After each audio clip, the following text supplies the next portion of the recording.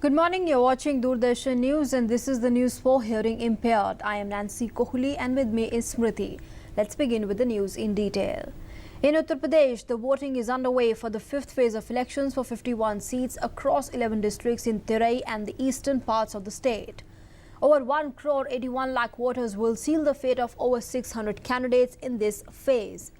Due to the demise of Samajwadi Party candidate Jaishankar in Alapur, Ambedkar Nagar district, the election on this seat was rescheduled for the 9th of March. All political parties have intensified their campaigning for the remaining 2 phases of elections. Prime Minister Narendra Modi will address an election rally in Mau today. BJP National President Amit Shah will also hold rallies at Mughalsarai and Chandauri. Congress Vice President Rahul Gandhi will hold public meetings in Deoria and Maharajganj. He and Samajwadi Party Chief Akhilesh Yadav will hold roadshow and public meetings together in Gorakhpur today. Agitated over the arrest of senior IAS officer and the chairman of the Bihar Staff Selection Commission Sudhir Kumar in connection with the multi-crore employment scam, IAS Association on Sunday passed a resolution in an extraordinary general body meeting not to take verbal orders from the Bihar Chief Minister unless given in writing. The association also decided that its members shall wear black armbands to work till Kumar is released from jail and the case is transferred to the CBI for a free and fair probe. The members of the association also formed a human chain as a mark of solidarity for Sudhir Kumar. And in news now from Mumbai, where the harbour line services on the Central Railway were hit after 3 wagons and brake van of a goods train derailed between Ravli and Kurla on Down Harbour line early this morning. Railway authorities have allowed the suburban commuters to use the main line and the Trans Harbour services till normal services on the harbour line is restored. The government will today launch the 7th tranche of sovereign gold bonds. Applications for this bond will be accepted till the 3rd of next month. The bonds will be issued to eligible applicants on 17th March. The bonds will also be sold through banks and designated post offices. The tenure of the bonds will be for a period of 8 years, with exit option from the 5th year to be exercised on the interest payment dates. The maximum amount subscribed by an entity will not be more than 500 grams per person per fiscal year.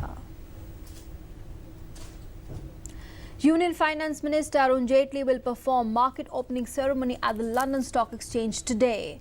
The Finance Minister, who's on a 5-day visit to London, will participate in a business interaction with over 100 senior business leaders from the UK-India Business Council. He'll call on Foreign Secretary of UK and attend a reception by the Queen later today.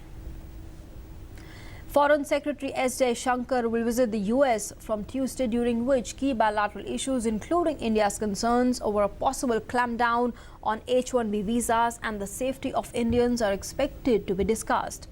According to officials, the Foreign Secretary will hold talks on regional and international issues of mutual interest with senior members of the Donald Trump administration during his 4-day visit.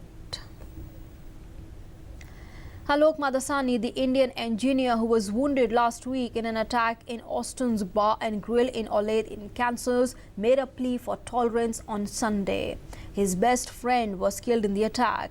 A white US Navy veteran has been charged with killing Srinivas Kuchibotla and wounding 2 others, including Madasani, when he opened fire in the Olathe bar.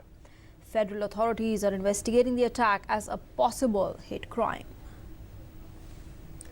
Sky gazers across South America and Africa were treated with a breathtaking annual solar eclipse on Sunday as the skies plunged into darkness when the moon passed in front of the sun in a spectacular ring of fire eclipse.